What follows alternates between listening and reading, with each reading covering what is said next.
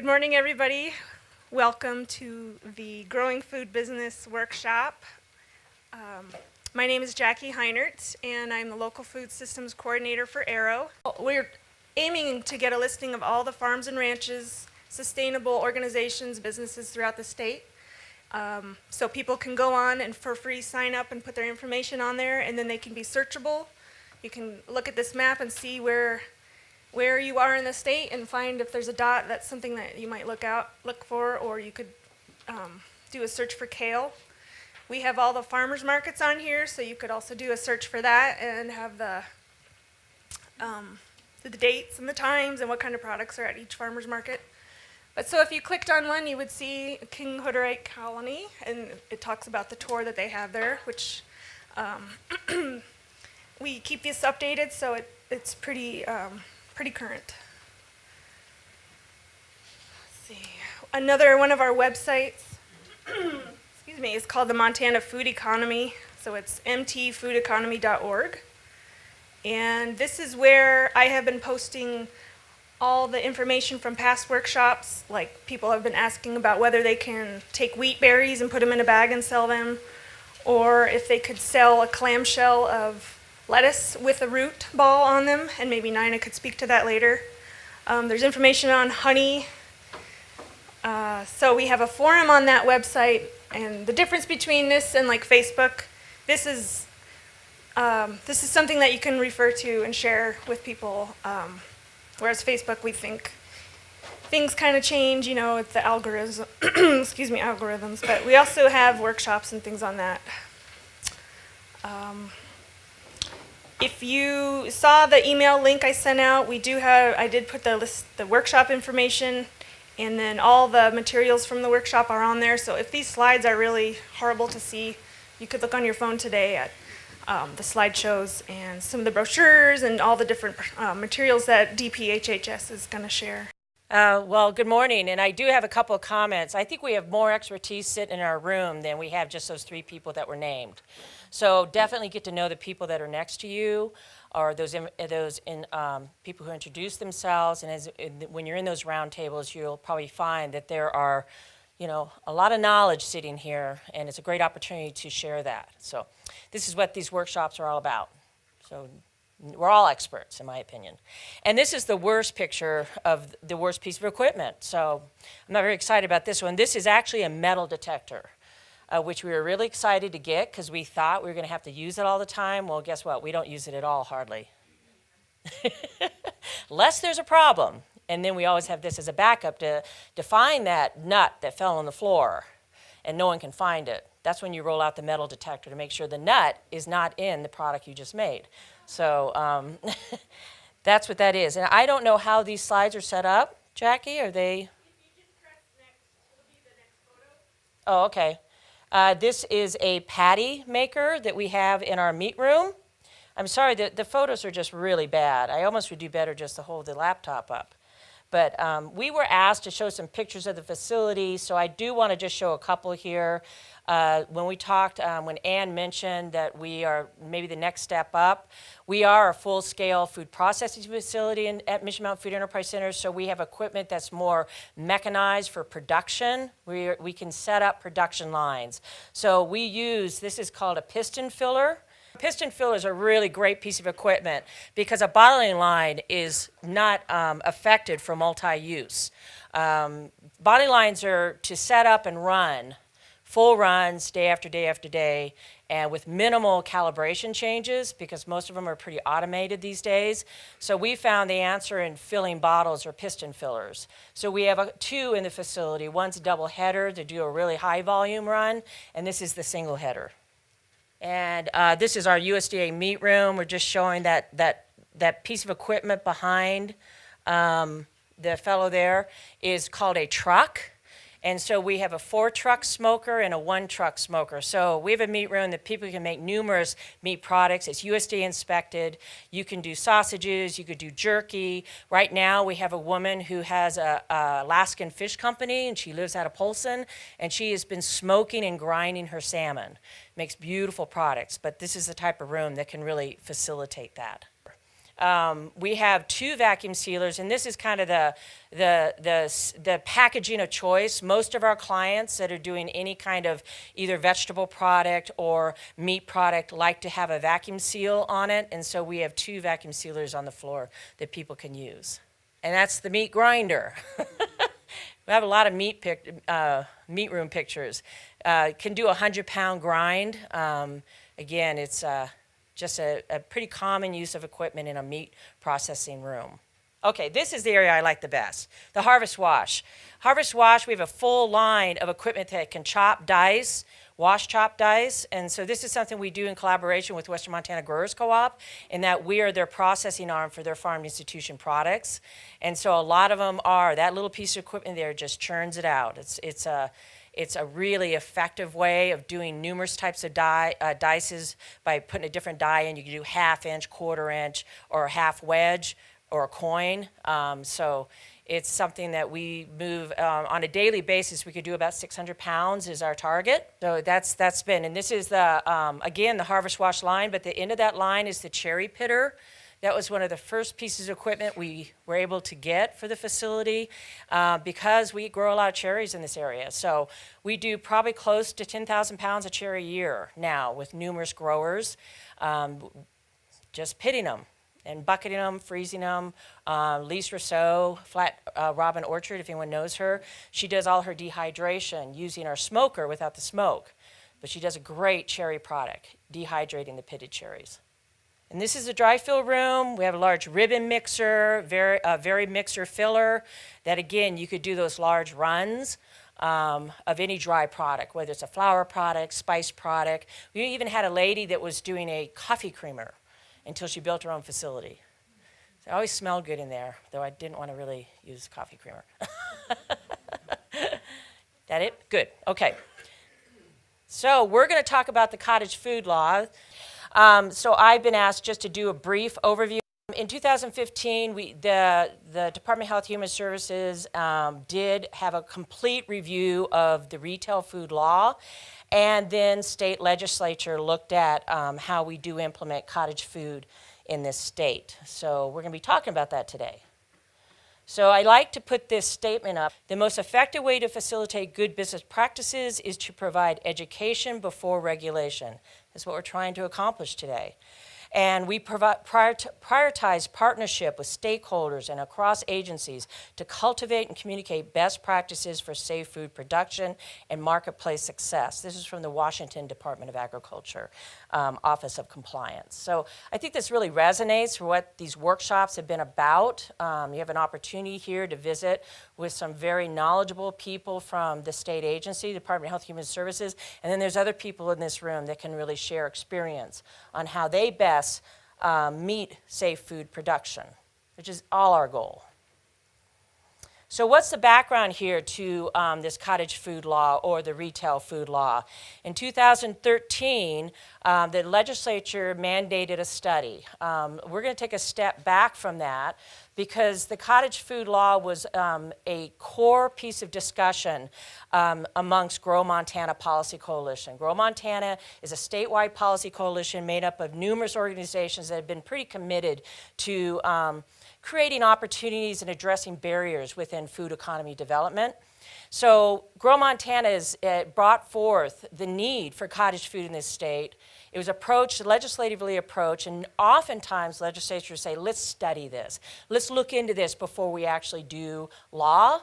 And so that's exactly what happened. So over the course of 2 years, the Department of Health and Human Services took the lead in partnership with the Department of Livestock, the Department of Agriculture, and other stakeholders that formed an advisory board, and they looked at what is cottage food in the state of Montana, what are some other barriers in our retail food law that need to be addressed. So it was a year-long process that at the end of the game, they did numerous public meetings to get feedback on what they felt were key findings, which you'll be learning about today. What are the things this law contains?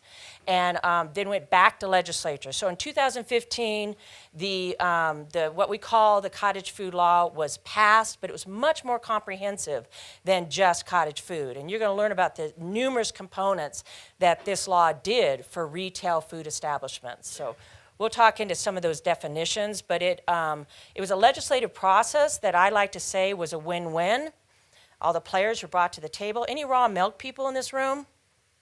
Because this is what you got to do. You got to get everyone in the room. You got to get everyone on board. You have to find common ground. And then you work from there.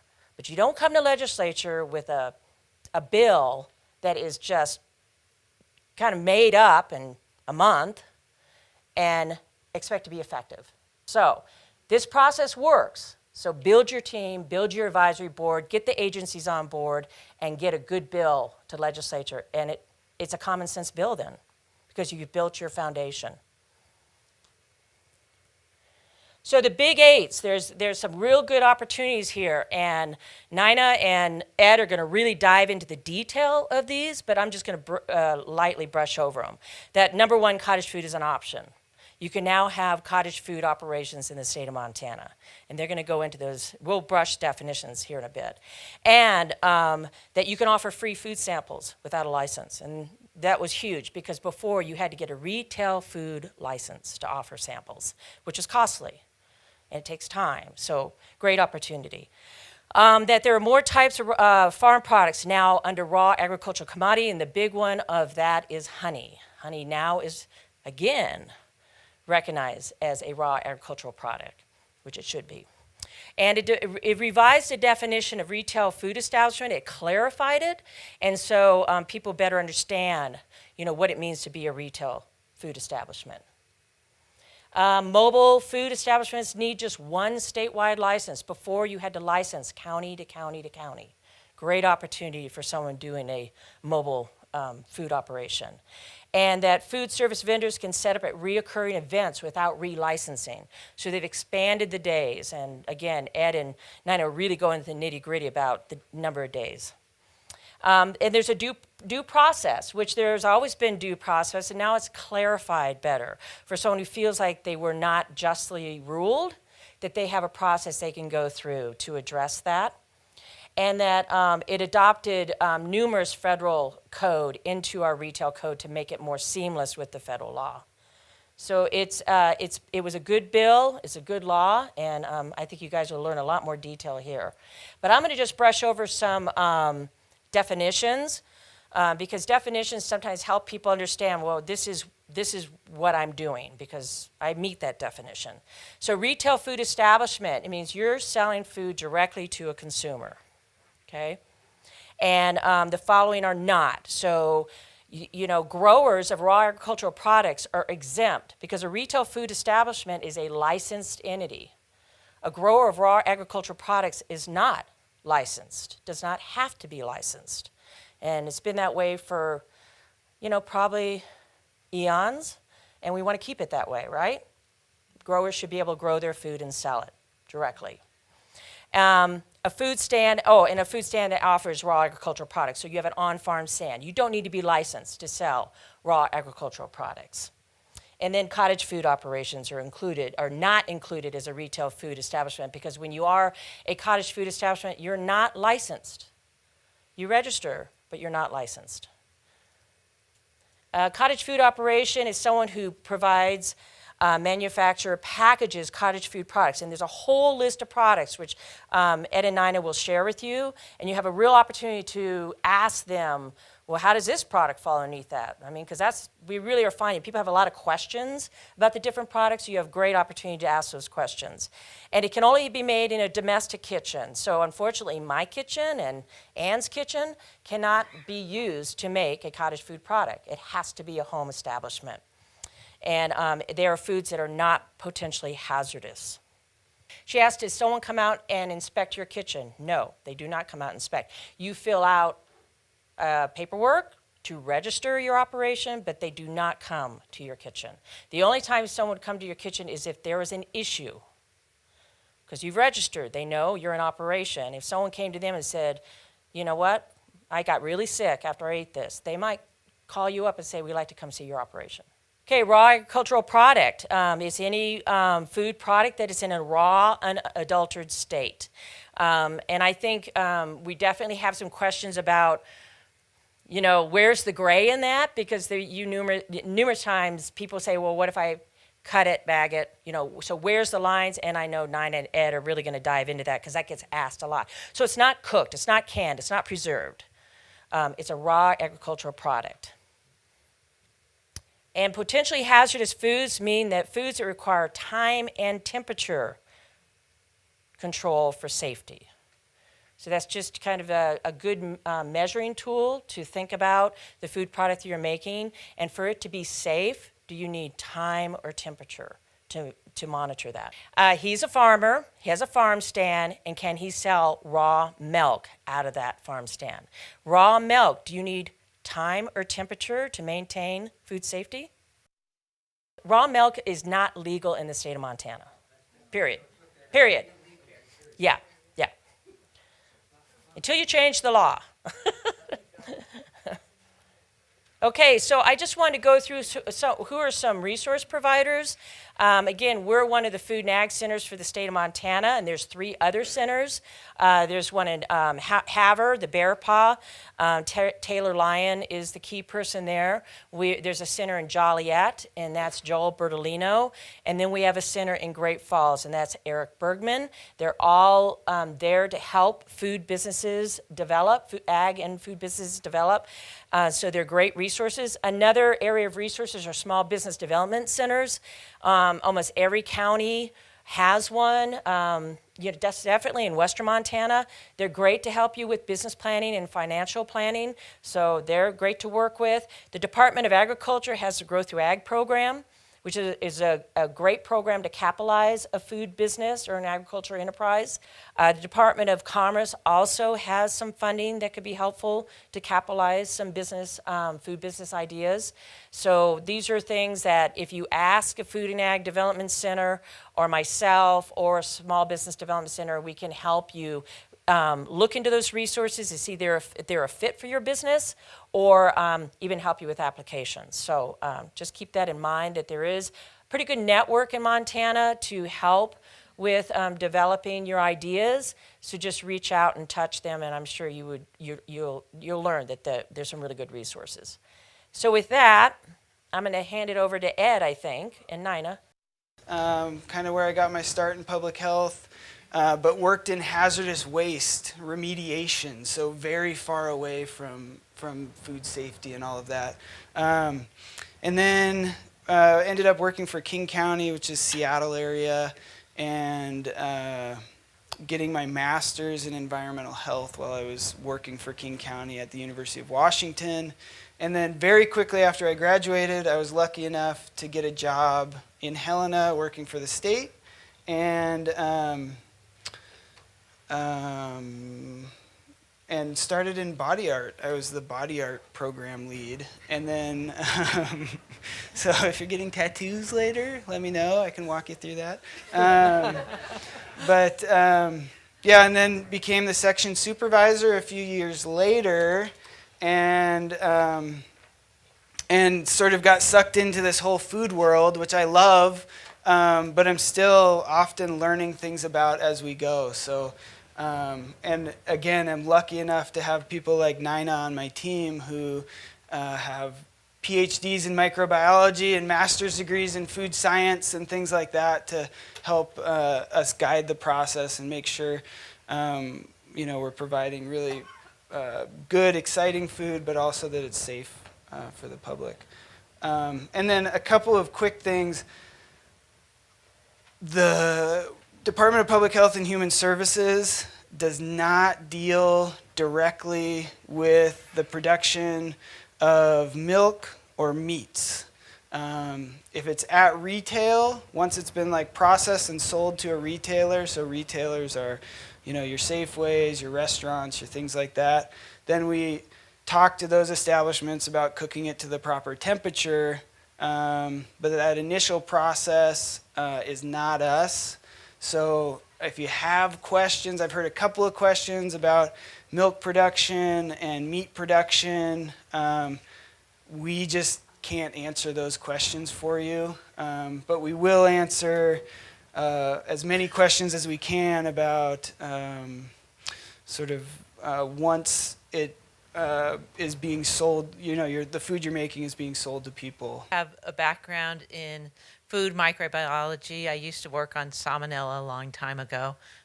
So I tend to be in that food safety mode in terms of looking at foods. A lot of people get sick. Salmonella ends up with a lot of people end up in the hospital. So that's one thing that you'll constantly hear us talking about is food safety as we're looking at these things. But let's discuss some of the rules and laws that we have here in Montana. And every state's a little different. So if you've come from somewhere else, who in here has come from a different state? Okay, so quite a few. So if you did food business in a different state, you might find that things sound a little different here in Montana. So just be aware that it is the Montana food laws, and these were recently revised. As Jan was pointing out, 2015, we jumped into cottage foods after that study period. And so there's a lot of new things out there, and hopefully has opened up the food market as well. That was part of what the cottage food law hoped to do.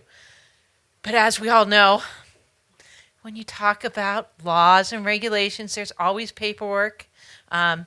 Even for farmers markets, some of you are farmer market managers. Who was the farmer market managers here? Paperwork, right? Okay, you're keeping track of who's at that market. Even with cottage food, we have the registration. With a retail food or a wholesale food, we have where you actually get a license or a permit. So lots of paperwork, hopefully not overwhelming, and hopefully we can show and spend some time with you if you do have questions on some of that today. But why do we even bother regulating food? Okay, we all enjoy food. Somebody said that they were a foodie here. I really enjoy being able to grow my own food and enjoy eating food. I'm very involved in community gardens in Helena. And then also I'm a master gardener. I heard somebody else in the room mention that too. So I am really involved in terms of producing food, enjoying food. But we have regulations to protect public health, especially once you start selling that food beyond your own family. Okay. How many of you have heard of a food recall? Probably most of you have seen them. They tend to hit the news a lot more lately than we used to even 5 years ago. Often things are being recalled for different reasons.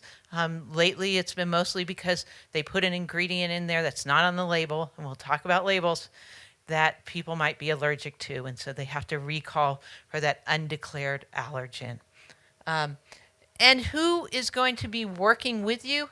Your local sanitarian or your environmental health department. Those are the people that you're going to be working with if you want to get a permit, a license, a registration for cottage food.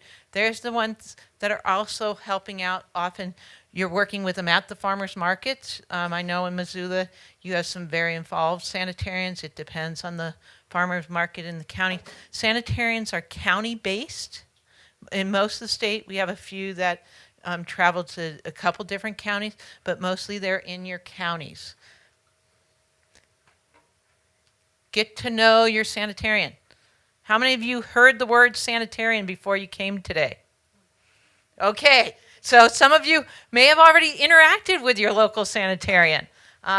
Hopefully it was a good interaction. Sometimes people can struggle with them, but hopefully we can put you speaking the same language today as you start to move forward with your food plan. Get to know your local sanitarian before you invest a lot of money in something, because they're the one who's going to be looking at your plan. And as Jan said, and I really want to point that out because I think that's an important thing, a business plan.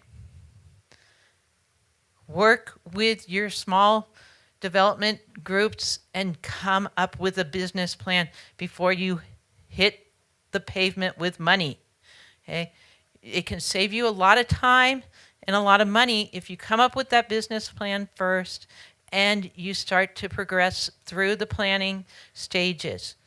How many of you have built a house or built even a small project around your place. A lot of us are farmers. You plan ahead. A lot of your time is spent in that planning, and we want to see that as you move through your food as well. So your sanitarians will review those plan applications when we talk about retail foods, wholesale foods, cottage foods. They will review your plan. They'll conduct any inspections of a wholesale or retail establishment. They'll be actually signing your license. If you are a retail or a wholesale establishment, you get relicensed every year, and they sign that every year for you.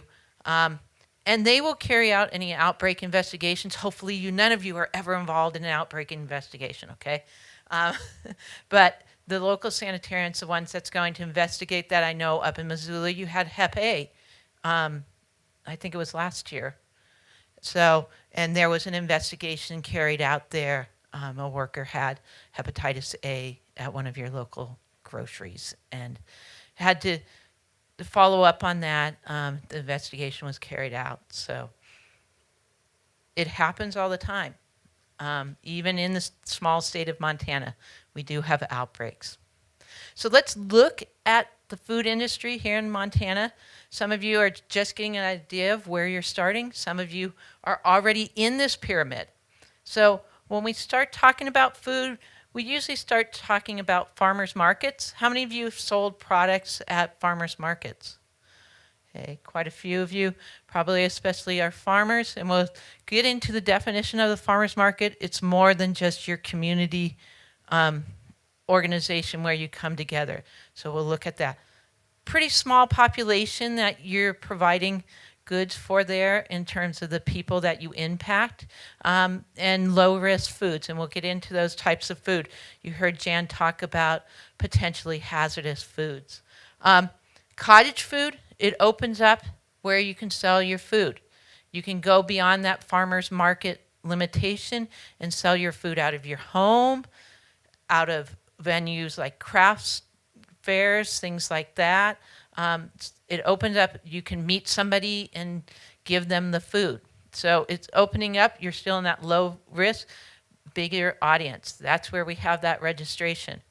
Farmers market, you just have your market manager writing you down, but now you've registered your product. Here, when we talk about retail wholesale food, much broader in terms of the number of people you impact. So here you're talking, and we'll look at the different types of retail establishments, but you start thinking about grocery stores, restaurants, and such. Larger population, a larger variety of different food products that you can sell in those situations. So what's the difference between retail and wholesale? You've heard these couple terms. Jan touched on it a little bit. Retail, sold directly to the consumer. So these are going to include permanent buildings like the restaurant that we just drove by as we drove over here. It can also include mobile establishments. So somebody in here said they had a food truck, I believe. I thought at the beginning, maybe not, but or was thinking about one.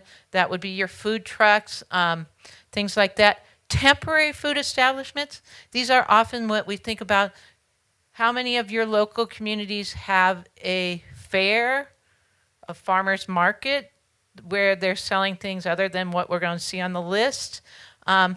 Those are going to be your temporary food establishments. There's some place for a short period of time or a reoccurring event. Then you've got wholesale. These are the people that are now going to be selling to retail establishments. So you're not selling directly to the consumer that's consuming the food. You're selling to a grocery store. You're selling to someone who's then going to resell that food. So these are usually permanent facilities. We do have, I think, one mobile wholesale egg, a fish egg processor or something. They do fish row Yeah. out in Paddlefish Row, and they have a mobile processing unit out east.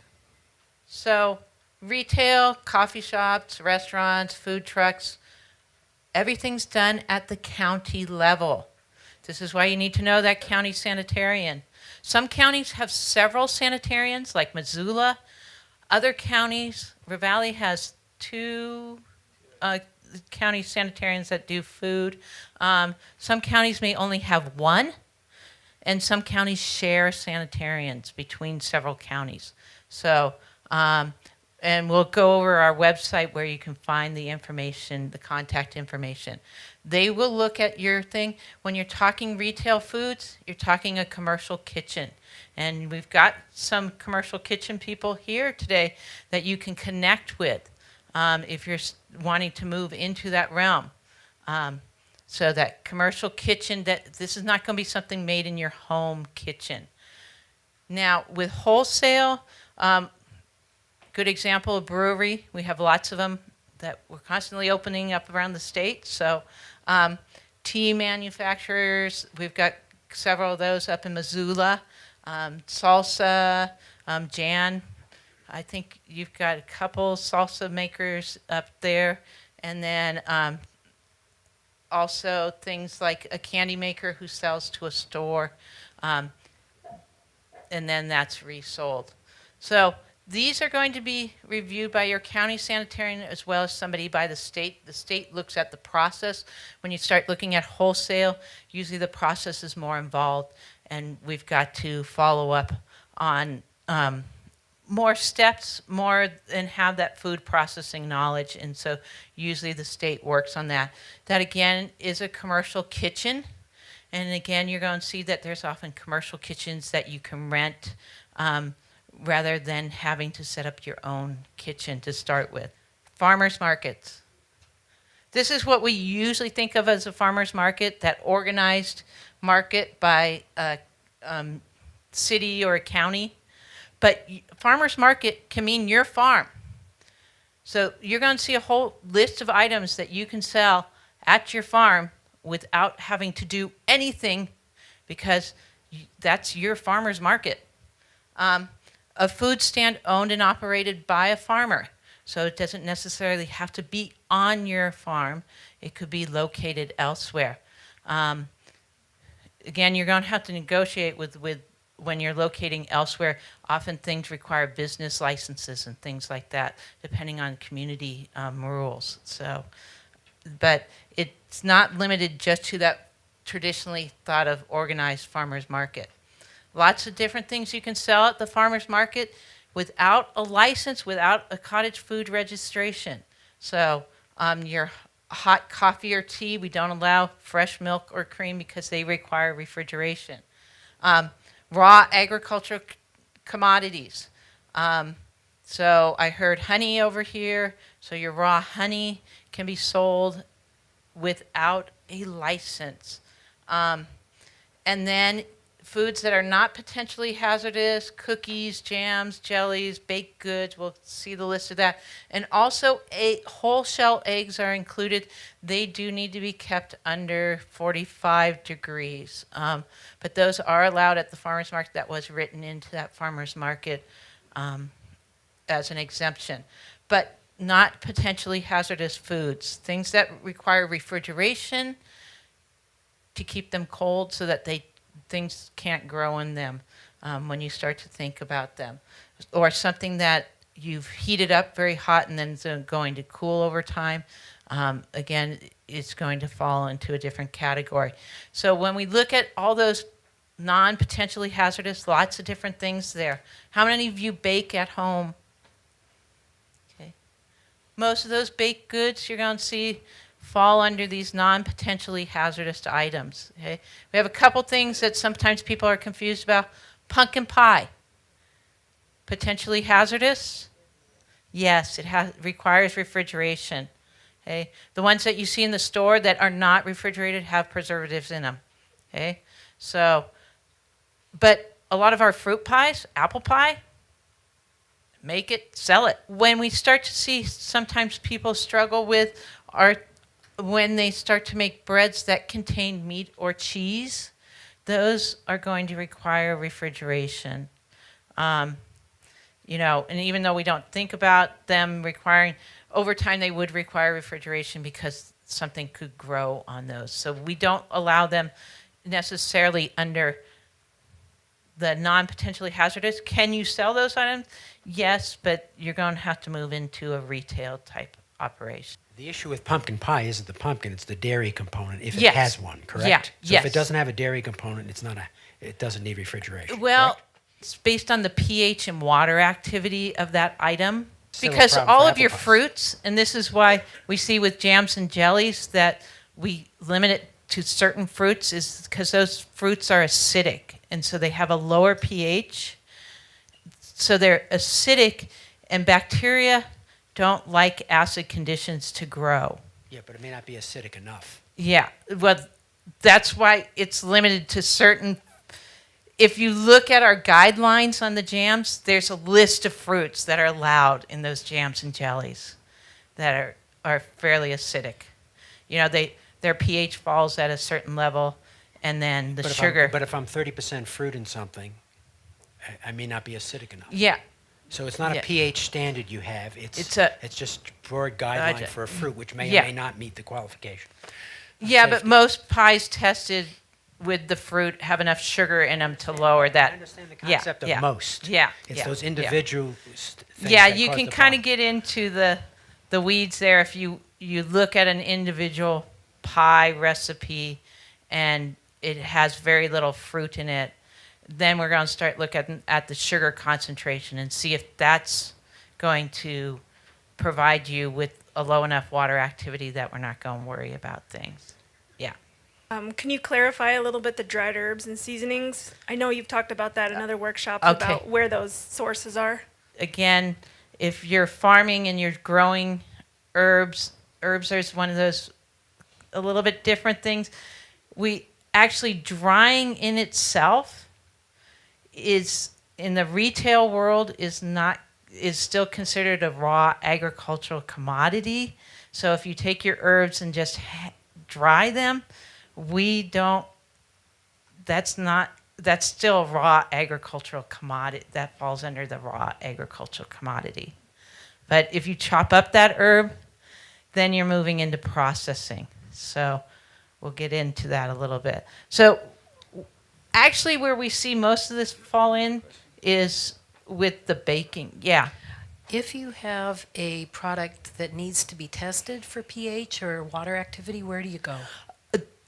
You can send it to what we call process authority. Unfortunately, we don't have one yet here in Montana. They are working on it at MSU, but there's through Washington and through the University of Utah, and we have some information on those on our website that I'll show you at the end here. But yes, you could have a product sent in, and they can test the pH and water activity, and the combination of pH and water activity can then make it fall into a grouping that says that's not potentially hazardous. So, yeah. But this is for our farmers markets. So then from the farmers market, so now you want to sell beyond that stand you have at your home, at your farm. You want to start selling at craft fairs or something like that. You want to be able people to give you orders and go deliver it to them. We have quite a few bakers I know up in Helena that are doing that they work with individuals. Now we can move into cottage food. It's not a retail establishment. It's not a wholesale establishment. You are producing these products in your home kitchen. So this is a home-based business. The products are sold only in Montana in a direct face-to-face sale with the consumer. It's not shipped through the mail. So you live in Missoula, you can't ship it to somebody in Billings. You've got to be a face-to-face interaction. Can you advertise on Facebook? Yes. Most of our cottage food people have Facebook pages because I go and look at them sometimes. The question is, do your foods have to be packaged? For cottage foods, yes, they need to be packaged. So they need to be wrapped and labeled. We do have a few exceptions for like bulk products where a label can go on the container, like a container of cookies or a wedding cake. Many of our registered people are actually, we have quite a few wedding cake and cake makers that are registered as cottage food operators. So they're making the cakes at home in their kitchen, selling to their friends, and then they use an invoice on those wedding cakes. Is there any level of activity under which you don't have to, if you do it 3 times a year, or is it, once a month? It can be any level activity. So if you're going to sell from your home, then you're going to have a cottage food registration. But once you register, you're done, unless you change your recipes or you want to add products. So you can register once, and we'll look at that registration here in just a minute and go through that. But it's not like a license that's you have to pay year by year. If I bake in my home and then like someone has a farm stand and you buy my product or say, will you sell my product, where does that put me? Now you're acting as a wholesaler because you're selling to somebody who's then reselling your product. About the packaging of baked goods, you said it had to be individually packaged. Is that correct? Like like cookies or slices of bread? It doesn't necessarily have to be individually packaged. So you could put a whole plate of cookies and package that and then put a label on that package of like a whole group of cookies, or if you put several loaves of bread together. Okay? Let me clarify because this gets a little muddy. Okay? So if you are selling at a farmer's market, you do not have to necessarily package your stuff beforehand. So somebody could come there and take loaf A, B, and C, and you put them in a package. We don't actually require a label on that at a farmer's market. So, but for cottage foods, they do. One of our requirements is that they need to be packaged. So then you need to have packaging on them and a label on them. So packaging doesn't necessarily need to be overly complicated. We're not talking, I hope people aren't getting the impression that we're talking about like, some of the packaging you see in grocery stores with like reduced oxygen levels and things like that. It can be as simple as a Ziploc bag. It can be, but the thing with cottage food is the legislature decided, this is all part of the bill Jan was talking about earlier, that we wanted to have a label on those products so it was very clear that it was made in a home kitchen. So part of that is that you have it in a little bag or saran wrap, something like that, so you can get your label on there. It says made in a home kitchen, and it's really clear to the consumer what they're buying. Okay, I'm going to tell one of my secrets, but I'm thinking of cupcakes. And if I have a display of cupcakes and I have a great big cardboard box filled with different colors of cupcakes and somebody wants 3 or 4 different ones, do I need to then put each one into a baggie? Or do I need to have a label on the front of the box where the cupcakes are saying made in a home kitchen? Or do I need to make a little tiny label on the bottom of each cupcake that says made in a home kitchen? I assume that you're talking like you might be at a craft fair or something in your farmer's market. Okay, farmer's market, the rules are a little different for farmer's market than it is for cottage food. Farmer's market, you do not have to have anything prepackaged. So there's no at the farmer's. Okay, so then like if you had all of the same ones in a box, then you'd have on the box, and then you could put them into a container that you then had a label with that same information on it. I'm expecting a mom to say, okay, you can have the green one, you can have the pink one. They take it, have it in their hand, and they start eating it. Not putting it in a baggie that then they can take and undo the baggie and wipe off half the frosting as they go and, destroy the looks of it. If it's a farmer's market, you don't need anything, okay? So I mean, but once you move into a cottage food, the reasoning behind the labeling was that it was seen that this cottage food was a step towards retail or wholesale. So that's why they required those labels on the items. But what we've seen a lot of people do is take their cupcakes, put them in these big displays with the labels on it, and then when they sell them, they're putting like 6 in a box, and that box then has a little label with the same information on it, that it's made in a home kitchen from so-and-so. So, but you need to work with your local sanitarian on that, because we're not out there at these events telling people this and that and the other thing. Your local sanitarian's the one that's there. Most of our cottage food is actually being sold from the people's house.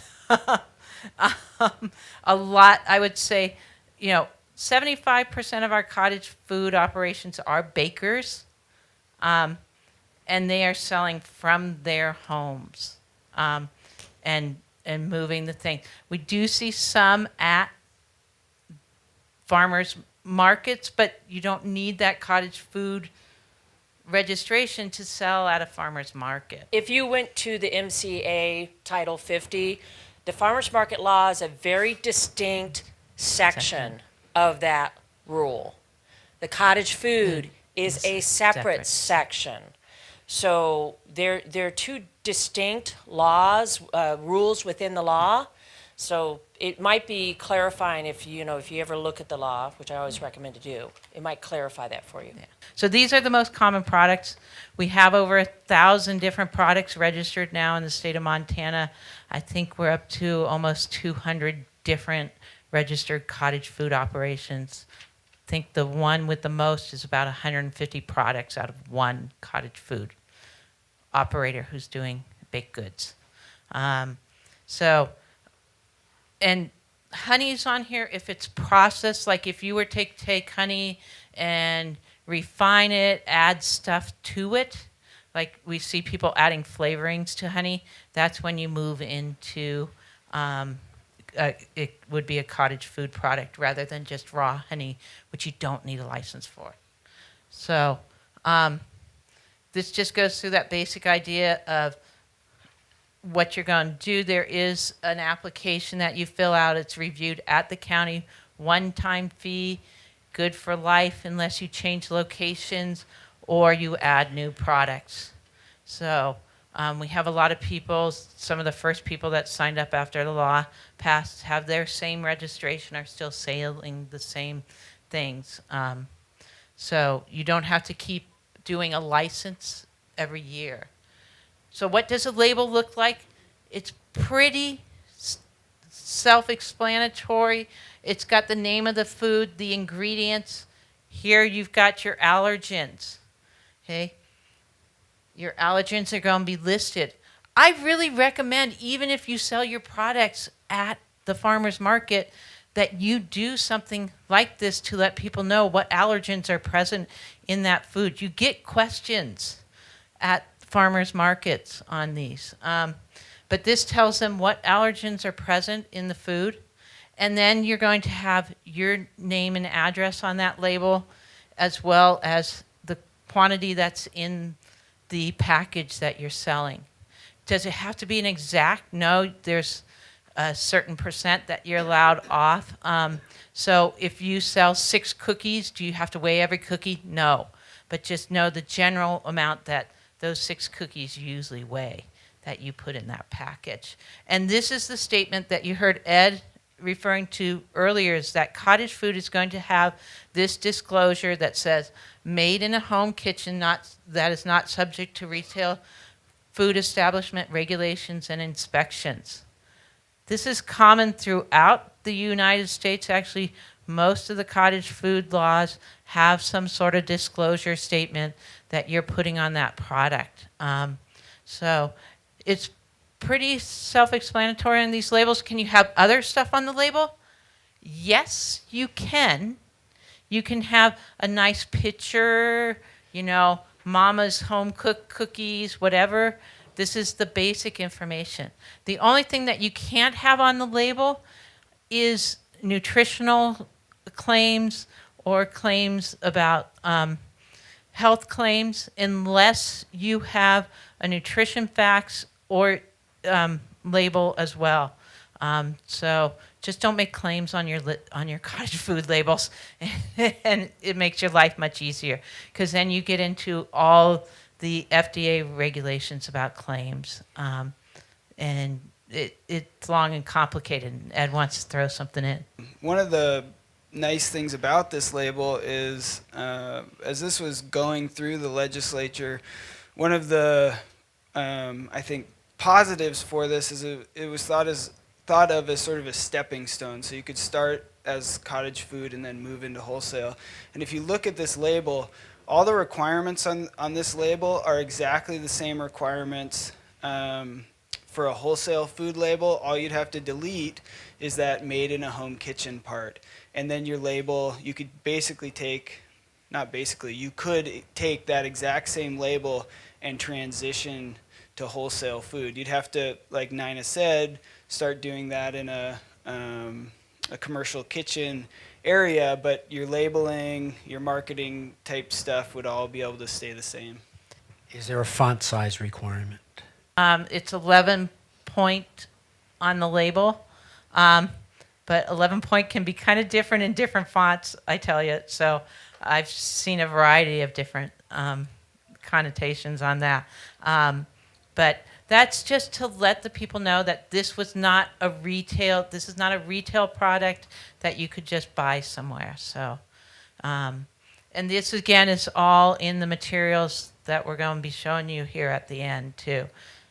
But this is really someplace that people can start out, that farmers especially, if you want to start baking at home and just selling at your farm stand, you don't need to do the cottage food, but then if you want to expand beyond, you have that ability. And people have asked me, can you add more information to the contact? Yes. So we see websites, we see Facebook pages, we see phone numbers, especially as a cottage food operator. A lot of times you might be selling that at a farmer's market, but you also have a cottage food registration. That person can now call you and say, oh, I really like the bread I bought last week. Can I get 5 more loaves of it? Things like that. So it can help you build your business too. Samples. This was a big change, guys. You used to not be able to do samples. Samples sell products. Samples sell. I think some of the studies have shown over a 30% increase in sales with samples. So if you are a cottage food operation, if you're a seller at a farmer's market or a licensed wholesale food establishment, you do not need a retail food license now to provide samples as long as you're not changing the product into something that's hazardous.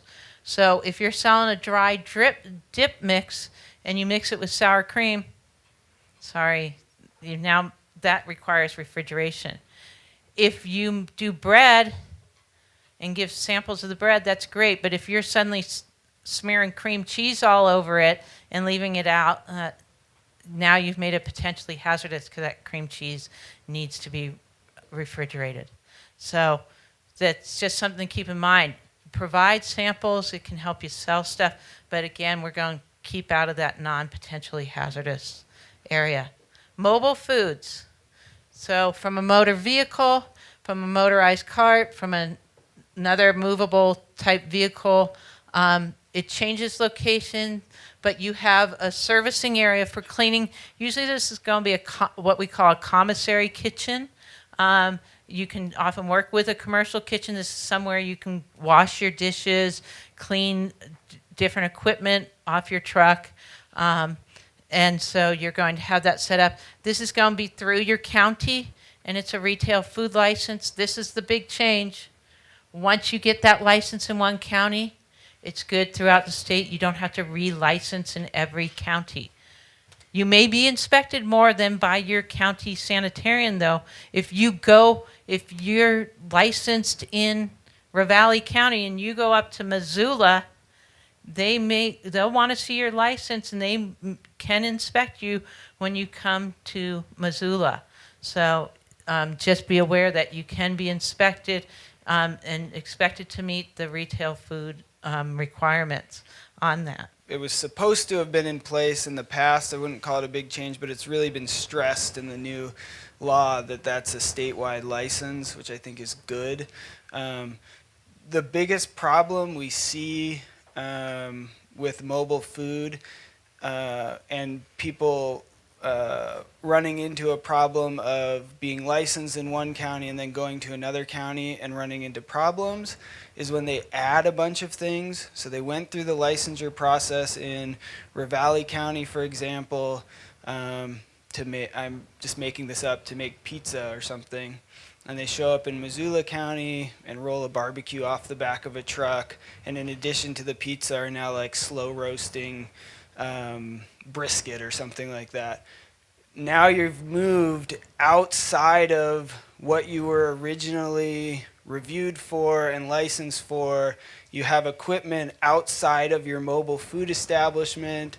That's kind of where people start to run into trouble. But if you go through the licensure process and you're approved for that process, you should be able to travel anywhere in the state of Montana and operate that establishment without getting any additional licenses. You'll often hear as we move into retail menus is important. If you expand your menu beyond what you were originally approved for, you're going to want to work with your sanitarian. They're going to look that over and make sure that you're equipped to do that more expanded menu. So that's something to keep in mind. Temporary food establishments. You have a lot of these. I know at Missoula's farmers markets you have quite a few temporary food establishments. This is going to allow you to sell products that are not on that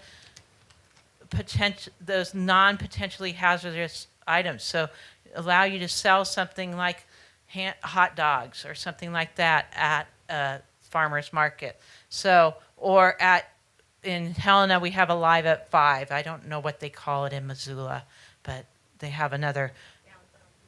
Yeah, downtown tonight. Any of those gatherings, fairs, things like that. These are going to be, they're going to be at a fixed location. It might stretch for a period of time, like at the fair, allowed for 21 days with a single event. Most of our fairs do not go for 21 days. I feel sorry for anybody who has to be at a fair for 21 days. I had kids in 4-H. We spent a lot of time at the fair. And then you can have a fixed menu that then you operate at a recurrent event for not more than 45 days. That'll usually cover most of your like recurring events like a Live at 5 in Helena or the music nights, the downtown events, that they're like every Wednesday or every Friday, or your farmers markets, making those different things. Those are going to be issued by your county. They're just a permit, and they're just for that location in that period of time. So that's really, it's small scale. You're not moving to another county. It's not like a mobile where you're moving from county to county. So that's going to be licensed on your county level.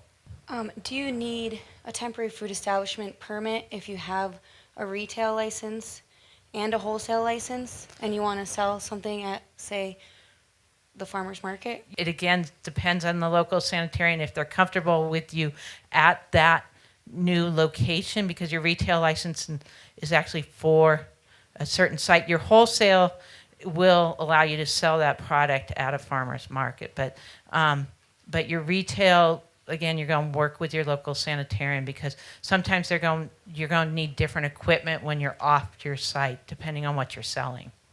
So, but sometimes if you're just selling the same product you sell at retail, it's not a problem. So you're going to work with your local sanitarian in terms of that. And because they need to be familiar, they're going to be familiar with that event and that and what's available to you in terms of setup at that event. Temporaries always get a little challenging, because what's the one thing in food safety that we always emphasize that you have to do every single time before you prepare food? Hand washing, yeah. So hand washing, is always a challenge at temporary events. So you're going to work with your local sanitarian in terms of having a setup for hand washing. In the cottage food law, there's a lot of stuff about food safety and about personal hygiene, what we expect you to follow in your home kitchen. Even though you're not in a commercial kitchen, there's still things like your dog's not going to be running through the kitchen while you're making food, or your cat, like my lovely cats that try to get into everything. You know, there's certain limitations there in terms of food safety, and those are contained within the cottage food information. These are the fees for the different things, and these are yearly fees. So if you're talking retail food, $85 for a small 2 or less employees, $115 for what we call food large, 3 or more employees, a wholesale $115 for all establishments. Temporaries can go up to these amounts, okay? And it'll depend on your county. So each county is different in what they charge. Missoula, I think, is pretty close or at the 85 level for the temporary event. So cottage food, just one time, $40. So it's a good place to start if you want to start in the food business, kind of get your feet wet before you move into something bigger. But do have a plan when you get into these things, because you don't want to invest a lot of money, and we've seen this happen. Somebody goes out and buys a food truck, then they take it to their county sanitarian, and it's like, sorry, this is a no-go. The equipment's not the right type of equipment for what you want to do. It's not approved equipment. It doesn't have the specialized NSF, standards on it. So you'll see that a lot when you start talking about food businesses. It's not a quality that's allowed. So before you invest the money, talk to the sanitarian, because they're the one who's got that final approval for you. And we hate to say no to somebody who's $20,000 in the hole. We'd rather say, let's look at this a different way when you've got $10 in the hole at the beginning of it. So that's why you need to wrap them in. This is just our website. It's a little hard to see here, but Food and Consumer Safety, and I've got some business cards with me. I'll put them on the table that you can grab. It's just fcss.mt.gov.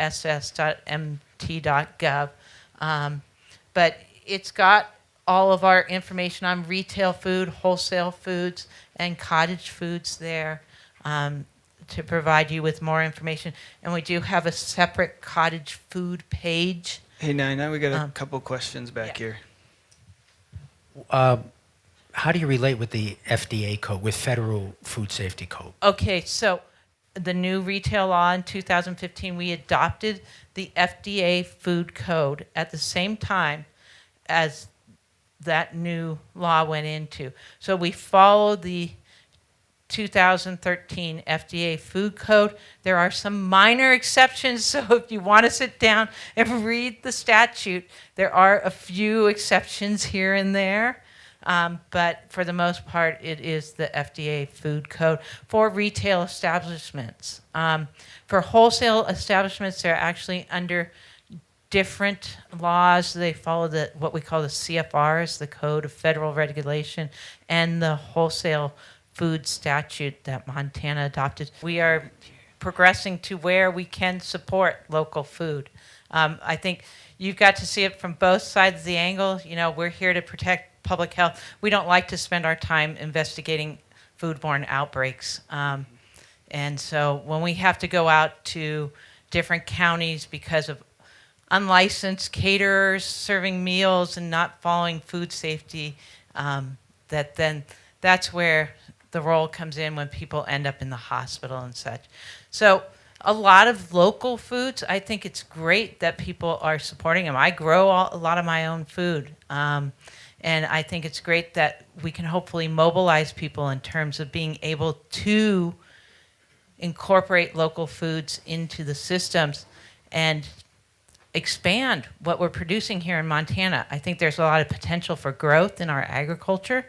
And I think that's why a lot of us are here in this room, is because we want to see that agricultural base grow and see those products getting developed out there that people can provide for their neighbors, feed each other, and not transport our food from miles away. So as far as, say someone wanted to come to my farm and sell a cottage product during my farmer's market when I'm selling my raw product, if they are the ones selling it directly to the consumer, that's okay. Yeah. But I can't sell for them, even if I don't make the money. Is Yeah, that right? yeah. There's too right much now, of them. yeah, yeah. So what's the difference then in some ways between a wedding cake going out to 100 people who don't know that it's cottage or whether they know it or not? What's that difference other than money exchange of me selling 100 muffins? This is cottage food is almost exclusively in statute. This is not Yeah. something that we drafted. This is I don't know. I think it works pretty well, but you're right. There's some weird oddities. Yeah. In general, the idea with cottage food is if you're eating a cottage food, you know that it came from a home kitchen, and you ideally know the person you're buying it from. You know, it's a really local, organic exchange. But there's some weird health and safety things that go along with it, and that's just part of the law. Our law here is young, 2015. So we're constantly making notes on what we should look at when we move forward and look at this, again. Because are we perfect? No. And cottage food varies from state to state. That's one of the things I had an intern this last summer who really summarized what different states were doing in terms of cottage foods. What they allowed, what they didn't allow, what kind of limitations did they have on cottage food in terms of sales and things like that. So some of that we'll be able to revisit when we revisit the law, but it's really spelled out as Ed was putting, in that statute that was drawn up by the Food Advisory Committee, the council that Jan was involved in over those years in terms of that. I think I know the answer to this, but it's kind of in the vein. So if you were to bake and donate to a food bank, that would be a wholesaler. Yeah? Could you? Like a cottage food, to donate to a food bank, can food banks accept baked goods? Like a grocery store cannot buy your cottage food item and sell it. But with a food bank, I'm not going to answer that question because I don't have the background on the laws. Every one of these meetings, there's always like 2 or 3 questions that come up, and we're like, we're not sure. So we'll write this down, and Jackie has been really good about getting the answers to the questions that we don't know the answer to offhand out to the group here. So we'll make a note of this one and get back to you guys. It's, like I said at the beginning, 99% of this stuff is pretty straightforward. We can all agree on. There's like the 1% where we're like, I'm not 100% sure on that. Yeah. So we'll check into it and get a answer back to Jackie on it. You might find that the food bank will know the answer. Most food banks, the food that they get are licensed donations. Yeah. And especially when it's a meat product, has to be done in an inspected facility to be able to get that donation. So I think you probably would find your answer if you just asked the food bank. Most food banks are actually licensed as retail establishments, in which case, if they're licensed as a retail establishment, their food has to come from an approved source, and a home kitchen is not an approved source. So it gets a little complicated that way. But again, it's going to depend on how that food bank is run and if it's licensed and such. So. As a producer with an on-farm market, is it legal for me to process anything and sell it in a raw state? Can I grate carrots? Can I grate cabbage? Can I grate potatoes? Can I sell frozen strawberries? And you can look at the definitions, and I'm going to tell you the definition is slightly different in wholesale and retail, unfortunately. If you look at the retail, and I have it here, I can show it to you afterwards, but it can't be cut, sliced, et cetera,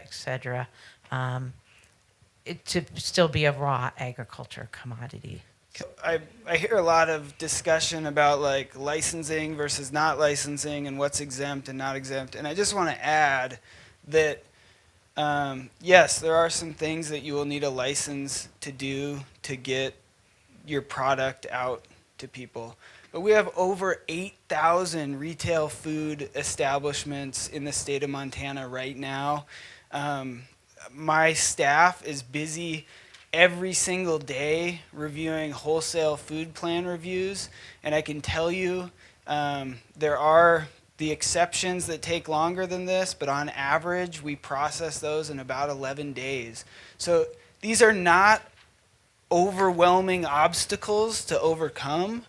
So I don't want people to get the impression that like licensing means I can't do it. It may mean a little bit more preparation, a little bit more planning, but once you get there, it's totally doable. And I just want to make that, just throw that out there that it's going on all over the state right now. It's not magic. We can help you through it. Your local sanitarian can help you through it. You got tons of resources in the room to help you through it. So let's start having the conversations. And we have lots of farmers that are licensed for processing and are processing things and selling them, doing those value-added steps. So it's just working with your local sanitarian. I just wanted to say that I second what he just said. I've been through the process, and working with the local sanitarian was easy, and working with the state was also easy, and it didn't actually take that long. So We try to get you through it fairly quickly. If it's fairly straightforward, it's when we come up with a product that maybe we've never seen before that then we have to research. Actually, often our hang up with wholesalers are labels more than anything else, because people want to put things on labels that aren't allowed or that don't conform. The label has to conform with those FDA standards, and they're very confining, as you put it. But they're very specific on where certain information needs to be on the label and what needs to be where and what information can be on there. So sometimes we struggle with that. If you had a Greek friend and she cooked fantastic Greek food, and you said, I want to pay you to put on a Greek dinner for my brother's birthday, are you automatically turning her into an unlicensed caterer and she's breaking the law? No, they could be qualified as a home cook if they come into your house and cook it for you. We don't care. Okay? If they go to someplace, if they take food from someplace and move it someplace else, so now they're cooking at one location, serving at another, then we start to cross into, do they need a license? But if I come into your home, I can cook whatever you want, no problem. Home cooks, contract cooks are not a licensable item that needs licensing. And we can kind of, it's listed in statute. I can show you where that is over lunch and stuff. But there's a whole bunch of exemptions to that retail food establishment, and home cooks are one of them. So I would just add, there's like with retail and wholesale, there's a million permutations, and this is why we try to guide you towards your local sanitarian as much as possible, just because retail food, the definition of what a retail food establishment is and what a retail food establishment is not is about a page in the statute. It's a page and a half. It's a long definition, and so when we start coming up with these what ifs, the best thing to do is to walk into your local health department, tell them like, this is what I want to do, this is my plan. I mean, have a solid idea in your head. Don't just start throwing things at the wall and see what sticks. But if you walk in there, they can walk you through what that definition is and whether you meet it or don't meet it. And maybe you fall better into cottage food, maybe you fall better into a farmer's market, maybe you don't need a license at all for what you're proposing. But Jenny Frace, John Palacio, we were hoping they could be here today, but they weren't able to make it. Those are your two food sanitarians here in Ravalli County. They're fantastic to work with. Missoula County Health Department has, I think, 3 people specializing in food inspections. You're going to deal with Alicia Johnson, Michael Dorshorst, and Linda Ito, I believe, up there. Again, you can find all their contact information on our website, or you can go, all these county health departments have their own websites too. And generally they have, Missoula County has a walk-in counter. You can walk in, they have an on-call sanitarian that'll sit down with you and kind of talk you through some of this stuff. So I guess I'd rather not go through all the different permutations, but just emphasize, and we're going to stick around till 2. We'll be here at lunch, and then after lunch for a little bit we can talk to folks one-on-one. But I guess if you have to remember one thing from this presentation, it's that your local sanitarians are nice folks, and go have a chat with them. And I think the other thing is, if you have some wild idea or some idea, don't just say, oh, I can't do that. Talk to resources like Jan. She may know somebody in the state who's already doing it. She's well connected with our food producers. And so she can say, go talk to so-and-so over in Miles City. They're already doing that. Or go talk to that. That's what our ag and development centers are for, is for you guys as resources. So don't say, I can't do it. Say, let me find somebody else that knows a little bit more and can help me out. Because we're all in this together, and we're all trying to work together to hopefully expand what's going on here in Montana. In the corner, there's some trainings and announcements that people have put up there, I noticed. PSA, Produce Safety Alliance grower trainings throughout the state. And there's also farmers market new vendor training that the gal dropped off this morning for Hamilton. And there's a couple others I saw back there too. So check those out, and then there's other materials back there. If you would like to recycle your folder, like we keep doing over and over, you could just set them right here, up here or in a pile. You can leave them, or you can take them. Please don't forget to do your evaluations at the end. That's helpful for us. If you saw this booklet called Success Stories, this is a series of interviews I did last year and wrote up, and my coworker Corey put this together in a really nice booklet. We printed a bunch of them off, but this was part of the grant reporting for the last one. And there's some people in here that are in the booklet, including Red Hen Farm, or Commons, excuse me. So we just called people afterwards to see if they had used the cottage food law or were doing anything with it, and Moonlight Kitchen was also in there. So just it was great to talk to people and then take some nice pictures and share that. And then the last thing I forgot to share that AERO was really proud of is this agritourism manual. And we have a few of them on the back table or around. And this just talks about if you're interested in starting an agritourism enterprise, like a U-Pick farm or farm stay, things like that, that has some information on there. We were lucky with the Montana Department of Tourism and Commerce. They helped pay for some of these printings. So this is also online if there's not enough left. And then all of these things are on our website, and I'll send out links to everything also. So, any questions or anything? No? Okay.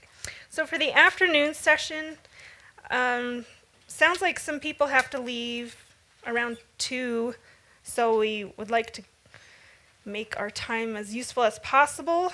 The idea is to break out into groups, and we thought there has been 3 groups showing up of people's interests. So like a cottage food group, a retail food group, and wholesale, which maybe includes meat group that Jan. So then we'll have the Department of Public Health people at each group, and then Jan at a group. And excuse me, the idea is to work in groups with the help of resource people to help seed, problem solve, and develop your ideas. So this is the time where if you still need some more clarification on something you were wondering about, whether it was vendors at your farmer's market or how to sell powdered garlic, things like that, or cupcakes, this is where that will be. And if you're not sure which group to be in, I'm sure you'll get your question answered at any group. So you, again, informal group, will write down questions that nobody knows the answers to and send that all out. And at the end, we'll try to just do a wrap up from each group, and then Mr. Joe can film that so that we can have that on record too. So, any questions there? Okay. Okay, wholesale, retail, cottage food.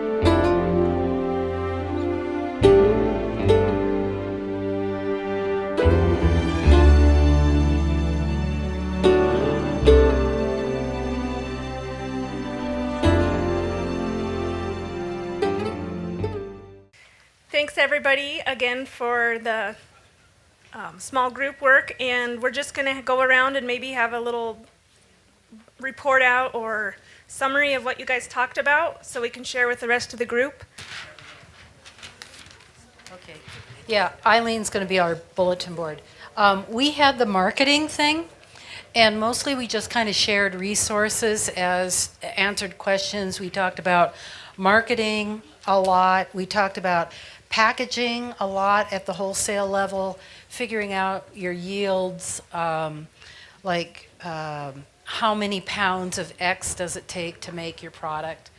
We talked about the food show that people probably want to know about in Bozeman, and it's going to be the end of September. It's a Montana food show, and I guess it was very successful last year. I wasn't there.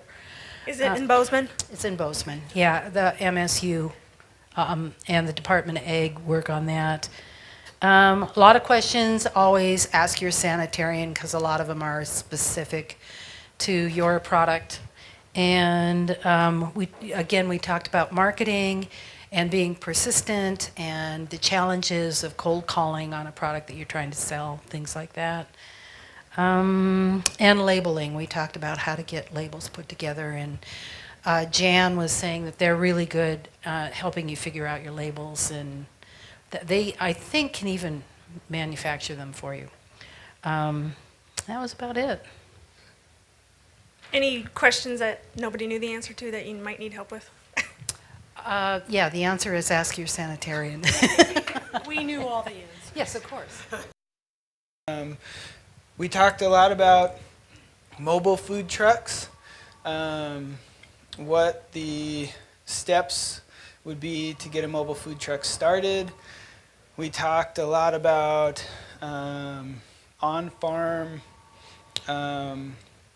retail establishments, like could you have a retail establishment on your farm so that you could do more than just your raw agricultural products and things like that. The only question that came up that I didn't have a really good answer for people on was there's somebody who wants to have like food classes, so they'd come in and like show people how to cook and that kind of thing. And would that require, they already have a retail license, but would that require any additional licensure? And I said I'd look that up for them because I didn't know offhand. And then we spent a lot of time talking about just like general regulations and enforcement. And I hope the feeling was that generally your sanitarians, you know, even if they're marking stuff out on your inspection form, are there to educate. Yes, it is sort of a business of compliance, but they're trying to, during those inspections, also play a role of kind of educating people in food safety. Did I miss anything big? Those are kind of...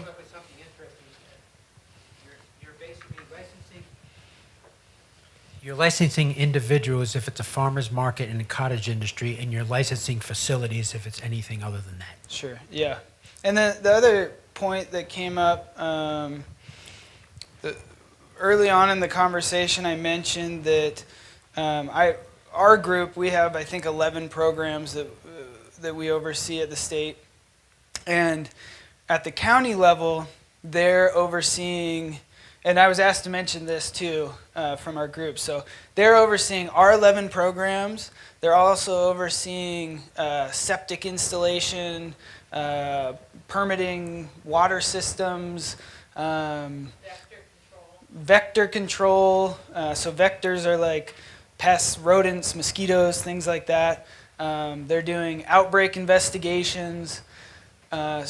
Point being, they have a lot on their plate. So the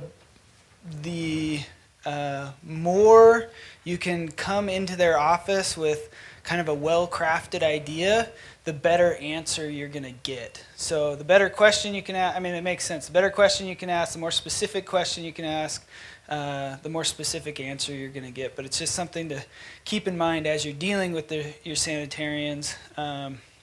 They love helping people in general, but they're also super busy. So do your best to come in with like a really solid answer and a kind of a plan. Anything else that I missed from our group? All right. All right, thanks. There you go. And I think we're leaving. Are we leaving, Nina? Yeah. Isn't Nina going to help report the last one? Oh, okay. All right. We're going to leave after Unless somebody else wanted to do from your group. So our group spent quite a bit of time talking about farmers markets, some of the things that are allowed, some possibilities there, but also resources, connections that they can make, because we're not the only ones that deal with farmers markets. And then we also spent some time talking some more about cottage food and the different possibilities there, why certain things aren't cottage foods. There's a lot of products out there that we think of that might fit under the category, but right now they're not approved as cottage food, so different ways you can get them in. And working that farm stand, what a farm stand is, where it can be.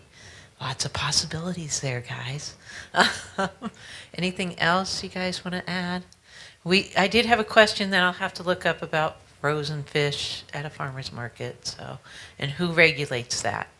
So fish is one of those interesting areas that, so. Okay. Any more questions or thoughts from anybody?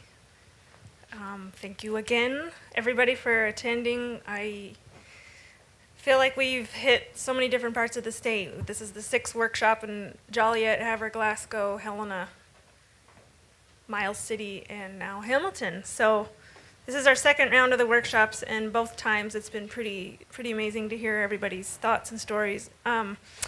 So like I said, those booklets, we will probably produce another one, so I may call you for an interview or a follow-up if you have a success story or even just a story. So thank you again, and drive safe.